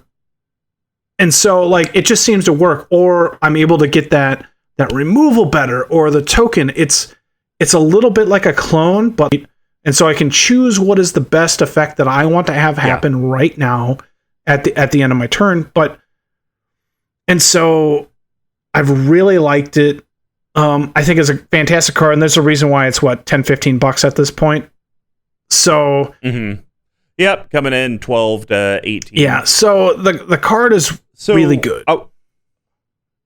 It is really good. I actually think it's better than the OG Thassa God. Just me personally, I would rather blink than scry. I want to challenge you on a thought, though. Okay. Well, we're kind of listening through here.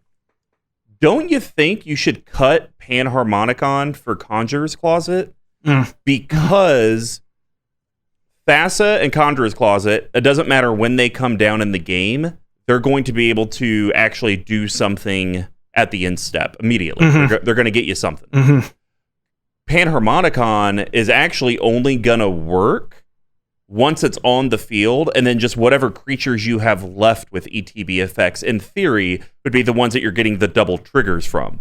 So I would almost think that I'd rather have the Conjurer's Closet, because I think Conjurer's is 5? Yeah. Yep. So what do you think of doing the Panharmonicon for Conjurer's Closet thing? I don't know. I'm just thinking that you get guaranteed value opposed to partial value. Well, and I think I agree with you there too, because like what you're saying is like Conjurer's Closet, I'm going to have ETB creatures in play versus like, am I going to have them in hand? That's not necessarily guaranteed. I think that could be a good switch. Okay. Yeah, and you know what? And I know that everyone has like this big magical turn on for Panharmonicon, so I get it. It's always the card that everyone goes to. And Lowry, funny thing, I literally just got my copy. I did not buy Time Spiral Remastered. We swore off sealed product for 2021, but I did buy the old time-shifted version of Panharmonicon in foil. Oh, baby. It's gorgeous. Sexy. Oh, it's sexy. So... All right, guys. Well, I think that's going to wrap up the spice package. Now we're going to head over to the bottle capping. And as a reminder, these are going to be Lowry and I's cuts and adds to the deck that are going to be under $5, under $50, and a no budget recommendation. We just can't talk about mana only lands, which I don't know why you would, because he literally has them all in here. So, Lowry, fairly new deck. I get it. Sometimes it's hard to do this. It's like, it's like you just bought a kitten and you're like, you know what? I'd like to drown the kitten and have some, kitty fur socks. No, it's more like spray paint. What are you going to cut? What are you going to cut? And then what are you going to add for under roughly $5? Okay. So I'm going to start out with a double. One's going to be cheaper. One's going to be more expensive. So they're the same effect. Right. So I'm going to be cutting Hornet Queen and Curious Herd for So are you Are you cutting one or the other? I can only do one. You don't get to pick both. Jeez. You only get one. I wanted to cut 2. All right. Okay, so I'm going to cut Hornet Queen. And because of the CMC, right? That's fair. So what I want to put in, when I did this list, I believe it was under $5. Might be more because of squirrels. But there's Deep Forest Hermit from Modern Horizons. So that is the cheaper one. So I think you're okay. Yeah, okay. And I plan on adding Deranged Hermit in as well. But okay. Deep Forest Hermit, when it comes into play, it's 2 green, 3 colorless. As power toughness doesn't matter. It has Vanishing 3, so it will go away eventually. But when it ETBs, it creates 4 squirrel tokens. And then it gives all squirrels +1/+1. And so when it comes into play, the idea is just it's so much cheaper than a Hornet Queen. And then you want to make 4 Deep Forest Hermits, which will make 4, 8, 12, 16 squirrels, which all get the very similar to +5. Yeah, +5/+5. Yeah. And then you just got a huge army of 16 5/5s. Like, that seems good to me. That seems kind of sexy. See, the only thing that I do like about Hornet Queen in this deck is because of the fact that you're making all these like multiple copies. I love that she is flying in Death Touch, and you are also making flying Death Touch insect creature tokens. So it's kind of that same thing. I think the easiest way to look at this, Lowry, is for 5 mana, you're going to get 16 5/5s, or for 7 mana, you're going to get 16 1/1s, but they're flying in Death Touch. Yeah. And so then I think that becomes an argument of what your play group is. My play group more on the ground, or is it more in the air? If it's more in the air, I probably want Hornet Queen for that 2 extra mana. But if it's more on the ground, I'll just save the mana. I'll do this guy. Yeah, the Vanishing thing eventually is going to hurt you, but you just swing out that turn if you got your Crashing Drawbridge. Great card. Or that second turn, okay, now you don't have Summoning Sickness, 16 5/5s coming in. Yeah, and that's kind of, I agree with you. And the same thing, like, you're kind of going with, like, there's 3 big ETB token creatures between Mirror Battlesphere, Queen, and Avenger. And so I was finding myself with like liking Mirror Battlesphere way more than I anticipated, because it has that burn aspect where I'm able to just be like, well, I'm going to tap 20 mirror and burn you. And it's a 24/7, so like I was kind of liking that aspect. And then Avenger makes more than 4 tokens. And so Hornet Queen ended up being the thing. It might be Curious Herd as well, because I don't know how that's going to really work. It's one of the cards that like I'm trying out and I really like, but I don't want to cut it yet because I want to see how it is, type thing. Yeah, Curious Herd I think is one of those cards that I don't think it actually fits in this deck because it's too unreliable how many artifacts that player controls. It doesn't even look at the whole table. Which kind of is odd because it came out in a Commander set. I'm wondering if that was a standard card at some point. No. But the way you make it work in your favor is you play stuff like Mycosynth Lattice. Yes. And it's like, oh, I'll make 40 3/3 beasts. And that's a lot. That I'll turn into whatever I want. Yeah, and that's great, but it's like your deck has no home for Mycosynth Lattice. So it's like, well, what would even be the point? So I think Curious Herd does need to either be in heavy artifact play groups, or if you're running Mycosynth in your green deck, throw it in. Because at the top end is literally you win the game for 4 mana.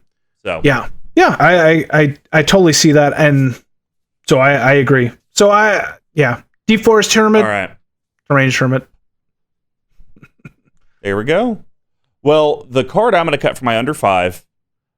I'm not a big fan of this card unless you're in mono white, mono red. War Room. Ooh. I don't like it. Okay. So land rare. I can't believe it's like $5. It taps for a colorless. 3 colorless tap. Pay life equal to the number of colors in your commander's color identity. 2. Draw a card. Lowry, I think if it was pay life equal to the number of colors in your commander's color identity, draw cards equal to the number of colors in their color identity, then I would be fine with it. or if it was something like X and pay X, to where if it's a single monocolored, you get to draw 1 card, you have to pay 1 mana, pay 1 life. If it's 5 colors, you're paying 5 mana, paying 5 life, drawing 5 cards. I think it needed to do something like that, but as is, it's really only good in those monocolored decks. But I got a card. I really, really like it. It's a sorcery, so it goes into my whole sorcery thing, which I like. Aether Mutation. I really like this. 3 colorless Simic. It's a sorcery. Return target creature to its owner's hand. Put X 1/1 green Saproling creature tokens onto the battlefield, where X is that creature's converted mana cost. So I think this does a few different things. Defense. Yep. Maybe they got some. Maybe they got that crab, the 417 or whatever out there. Maybe they got the 100-handed one, where they could block all your stuff if they wanted, or the, as we always say, top end Blightsteel Colossus. Bounce all that stuff. You're going to get a bunch of things. You turn them into things. But this could almost be a Conjuring Closet of sorts. You did your Avenger of Zendikar rigmarole.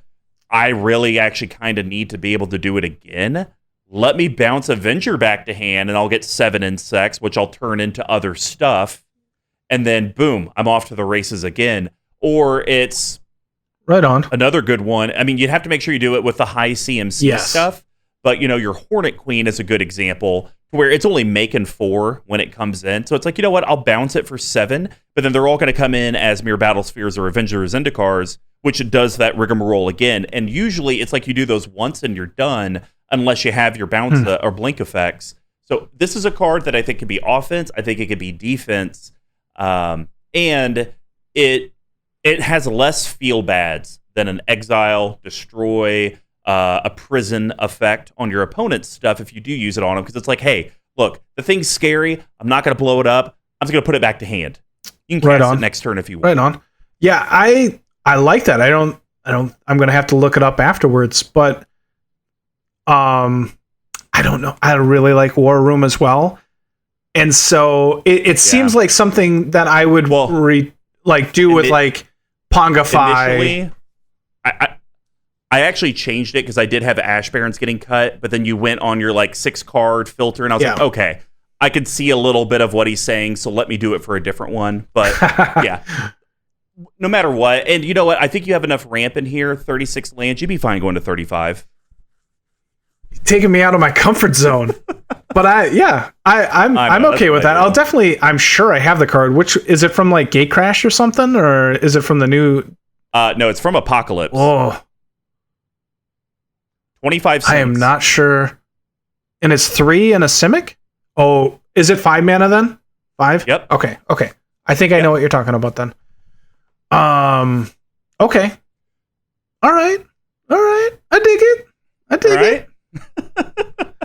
I had a different one that I could do, that I wanted to do there, but technically it was over $5. It was 6, and I was like, nope, yes. I can't be going off brand for my own channel. Right on. So, all right.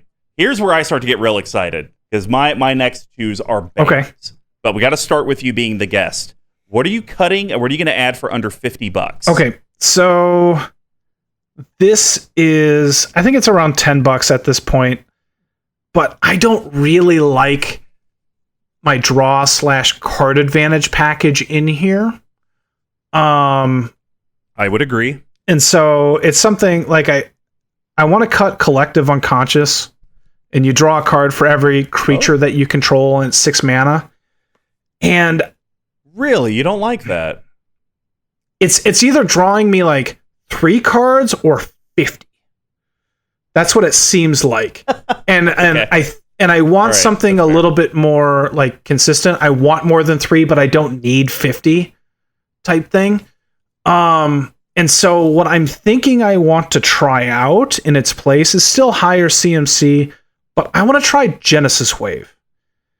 And it's 3 colorless or 3 green X, and you get to reveal X cards, and you put all permanents into play that are X or less. More than likely, I think my top end is 7 with Hornet Queen, Mirror's Battlesphere, and I'm going to hit, I can pay 10 mana in this deck. And it's going to get me a lot of triggers off of Parallel Lives or Panharmonicon or stuff like that. And I can see it going like, instead of drawing 50 cards and scaring a crap ton of people, I can see it putting 7-10 permanents into play and people going, oh, the game's over next turn. So it feels like it's a card advantage slash game ender the next turn. You wouldn't rather do like Finale of Devastation? Yeah, that's one of those cards. Yeah, you're not wrong. You're not wrong. I mean, I know you're a fan of it. I like it. You're not wrong. It's one of those cards that I feel like are a little too good. Yeah, well, so I was about to say, I feel like if this is not you in your mind, because I'm sure your playgroup disagrees, if in your mind this Blooming Onion deck is one of your more lower powered or mid-tier decks, Genesis Wave is a better fit than Finale of Devastation, because Finale of Devastation is where you take it to like, I kind of want to kill everyone when I'm ready to damn well kill you. Sure. Same thing with Crater Hoof, stuff like that. Like Crater Hoof would be a great fit in this deck, and I just went, oh, it'd be amazing. It's done to death in my opinion. So when something's done to death, I try and change it up. Like I have Crater Hoof in an all creature deck. And so then I try and not have it somewhere else unless it like absolutely is needed. And so you're not wrong. You know what I mean? It's a good card. All right. I'm excited. Okay. I'm excited now. Okay. Under 50. I'm cutting actually a card that I love. I found out about this card. I mean, obviously everyone knew about it. It came out in Ravnica Allegiance. But I felt like it lived under the radar for so long. It's a green enchantment. I bought it for like $2, and I think I bought like 10 copies of it. It's now 11. Guardian Project. Yes. I'm going to cut it. So 3... Yeah, gotta cut it. Here's why. 3 colorless green. It's an enchantment. Whenever a non-token creature enters the battlefield under your control, if it doesn't have the same name as another creature you control or a creature card in your graveyard, draw a card. Because with my under 50 ads and my no budget ads, I'm gonna be messing around with all your creatures really like entering and having like the same names and stuff.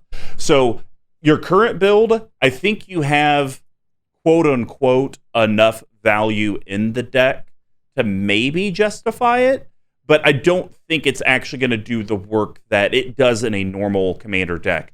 This deck, you have 28 creatures in it, which is good, and that's healthy, but a lot of your stuff is all token-based, and so it's like, oh, I just made 13 tokens, and it's like, well, you didn't draw 13 cards. So that's where I think it loses luster specifically in this build. That's actually one that I would keep. I would cut a lot of my draw card advantage cards. But for some reason I've really liked that with the blink package that's in there because it allows my non-tokens to come back into play and draw me another card. But I see what you're saying. It's not as like, maybe it could be better. Let's see what you got. Yeah, well, and I think when we talk about your blink package, you only have like three or four cards. So I don't even know if you can call that a package. It's more as like fancy underwear for the weekend. So what I think we should do, there's 2 cards. They do the same effect. So that's why I'm mentioning them both, because you can go either way. It just depends on what you want to do and your budget. Mirror Gallery and Sakashima of 1,000 Faces. So at their core, both of these cards say the legend rule doesn't apply to permanent control. And specifically, Mirror Gallery just says the legend rule doesn't apply. Older version. Yeah. Mirror Gallery's 5 colorless artifact for $35. Sakashima's 3 colorless blue, but it also ETBs as a copy of another creature you control, except it's still Sakashima of 1,000 Faces. Still has Sakashima of 1,000 Faces other abilities. So, and this is like $24. So I think on their core, what you're accomplishing is now you could start making copies of your legendary creatures or other people's legendary creatures, and now you're getting stupid amounts of value. Here's where I think it kind of becomes a little funny. Even though it only triggers once, you can kind of turn all of your stuff into your commander. And people might say, well, why would you ever do that? Yes. Well, it's a 4/4 flyer for one. And then people want to get rid of your commander. Well, what are they going to do when you have 40 of them? Well, they're probably just going to board wipe, which they would have done to begin with. Fair enough. So, but a lot of people, it's like, oh, Lowry has 15. It's gotten out of control, but we're not screwed yet. Let me just Swords to Plowshare Esix. He can cast it again in a turn or two. But if instead of 15 in Esix, you have 16 Essixes, it's like, well, shit, does anyone have a board wipe? No. I can get rid of one of them, and it's like, well, that doesn't do anything. And it's a threat, like you're saying. And so now you've created this almost wall that no one can build down in that specific example. But I think just the not having legendary rule when you're playing a kind of copy theft deck, man, the broken stuff you could do if you could make a bunch of Koziliks or Ulamogs. Jesus. I was just first thought in my mind was like Grand Arbiter, and just like make sure that nobody can. Why because I'm that? Why would you do that? We're doing the salty tournament, and it's on my mind. Like terrible cards are on my mind. I don't know what I'm doing, but yeah, a Hull Breacher would be good. But so I like where you're thinking. That seems. Yeah. Seems solid. And my next one is actually going to be better than this. It's just you need these cards to make my last card actually work in the way that we want it to work. But Sakashima of the Thousand Faces enters a copy of a creature you control, except it has its other abilities. You don't get the legend rule. The other one's just an artifact where you lose the legend rule. So that's where I think we should go for the under 50. I cannot wait for you to hear the last one. The last one's really what just nails this guy home. Like it's a drunk prom night and well, it also works with the Venser thing too. So, jeez, prom. Yep. Yeah. But so that's kind of why I brought up the Venser thing, because this card or this package specifically makes it to where you can make 50 Vensers bounce everything, and then they're all just hanging out as tutus. So, all right, no budget. What are you doing? I'm very curious. Okay, so you know how to spend some money. I'm going to cut Epic Struggle just because, like... What? You're not going to cut Gaia's Cradle? No. Absolutely not. Absolutely not. But Epic Struggle, like I was saying, feels a little combo to me, so I end up like... Sure. I'll keep it in until it works, or Biovisionary, like one of those two. Once it works, I'm going to be like, cool. Okay. And so... I've really liked the effect of crashing drawbridge in my deck, and so I just I want another. Wait a minute, are you doing that? Are you doing Concordant? I am. Is that okay? It's perfectly fine. I mean, it's one green enchantment. All creatures have haste. Like. Being able to give all of my tokens haste. You better win the game that turn. Absolutely. Because it's so cheap. It's almost like you can treat it like a sorcery and just be like, okay, all my creatures have haste. Done, right? Yep. So I don't have it in any decks. I think it'll be good. And to put it, I'll use the Legends version to make it real expensive, if that's okay. No, that's perfectly fine. As long as we can spend as much as little Lowry's future college tuition. He doesn't have one. And then when it's like, Dad, can I go to college? It's like, no, but here's a Legends version of Concordant Crossroads. What can I do with that? Nothing, because the magic market is tanked. Totally gone. Yeah. So this is a card that I've struggled with, mainly because I guess the cheapest copy is $55, and I'm not going to pay $55 for it. But it's one that it's the whole... I'm not a live in the red zone player outside of a handful of decks. Like, combat is a necessary action, but it's not what the deck is there to do. And so I think my brain is just like, I look at this and I'm like, okay, cool. I can maybe hit you for 8 when I get out a couple 4/4s or 4 2/2s in a turn. I don't have decks where it's like, oh, my ideal situation is I'm killing 2 of the 3 opponents in one turn once I play this for the one green. Yeah. And I should be able to handle that last person until it comes back to me and I can win again. So I think it's great for this deck, especially with how we've talked about how explosive your token turns can be, where you make 20 GD mirrors And it's like, all right, I'm ready to blast someone in the face for 20 and hit you for 24. So yeah, it's just having that second effect is fantastic. It seems like it. Mm-hmm. Yeah. All right. Here we go. No budget. The card's only $18. Okay. But I'm gonna cut Phantasmal Image. Understandable. Because we're doing a better version of it. So, colorless blue, creature illusion, it's a 0/0. You may have it ETB as a copy of any creature on the battlefield, except it's an illusion in addition to its other types, and it gains when this creature becomes the target of a spell or ability, sacrifice it. That's actually why I chose this specifically. It's just, it takes nothing to make it the target of a spell or ability. Yeah. It could even be a positive thing. Like, hey, I want to give you, I don't know, +1/+0. Oh, sorry, you have to die. Oh, that sucks. Yeah. So that's the reason I want to get rid of it. But I see what you were doing there. So I wanted to continue that trend. Sakashima the Imposter.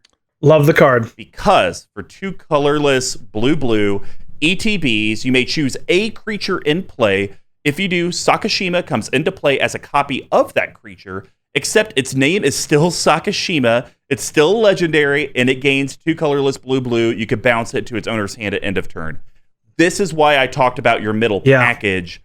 Do the legend rule gone. Sakashima, make your 15 tokens, have them all come in as copies of Sakashima. Then they all get their own ETBs. Like, well, I actually want 3 of those. I want 2 of those. It's almost like you're a kid at a buffet. You have a plate, but your plate is humongous, and your parents, for some reason, don't care if you have high cholesterol. They say, eat whatever you want.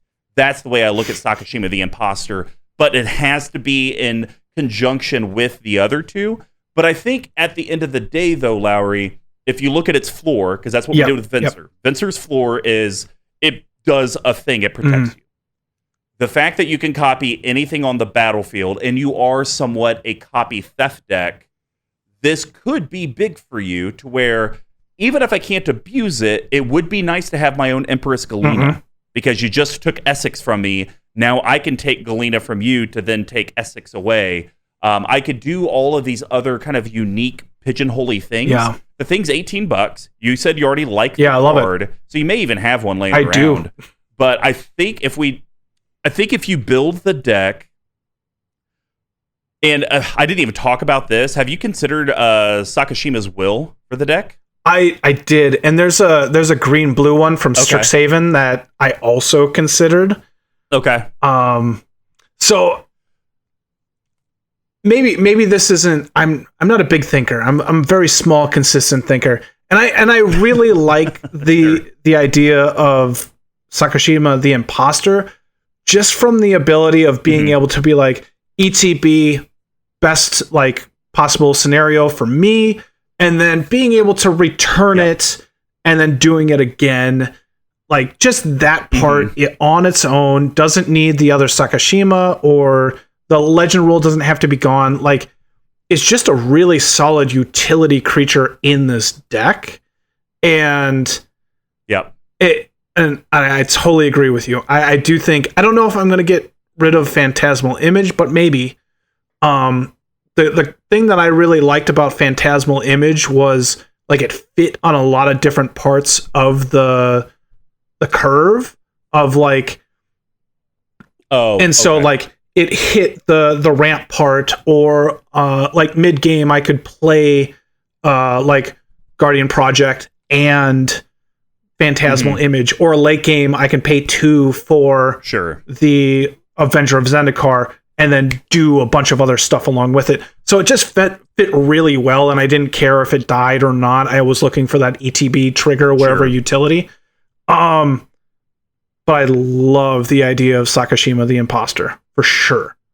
I will have to think about that. Yeah, because I was looking through your deck, and because you are a good deck builder, I didn't see tons of just crap that's like, why the hell would you even put this in here? That's just trash.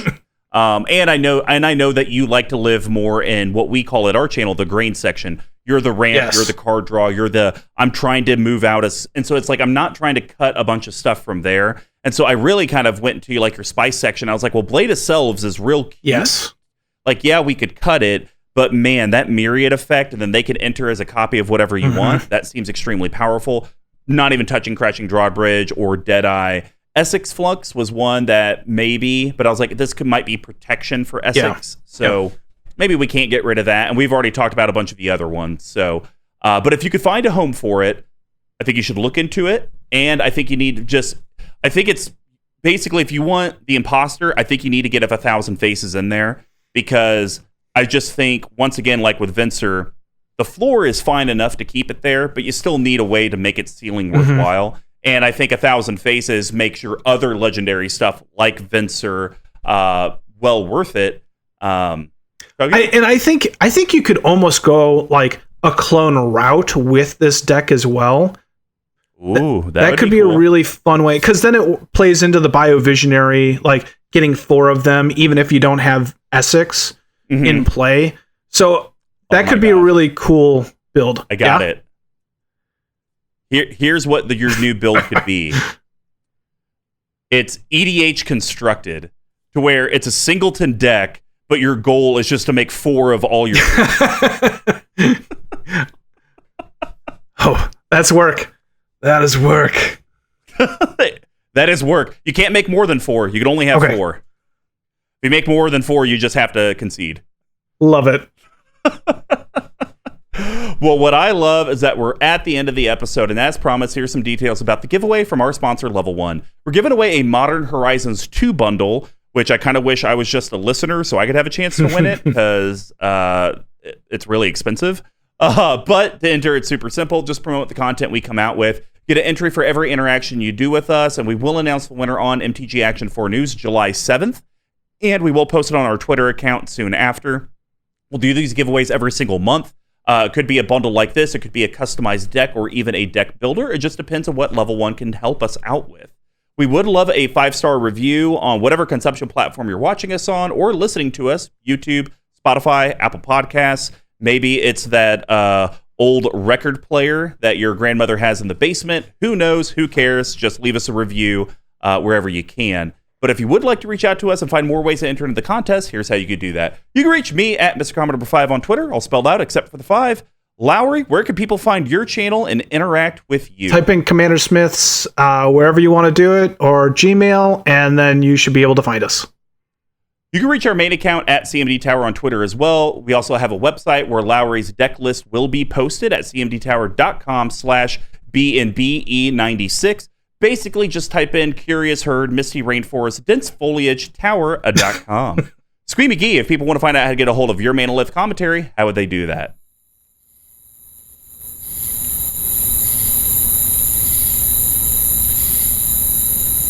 He can help you with all your audio needs and does have a full studio. And now that we are kind of out of the pandemic to an extent, feel free to come to the KC Metro area and jam out. But if you would like to actually help Level 1 out with the orders you're already doing, to let them know that you do support CMD Tower and those free giveaways they do literally every single month, just head over to their shop, level1gameshop.com, and when we place an order in the order notes, just type out CMD Tower so they know that you came from the collective.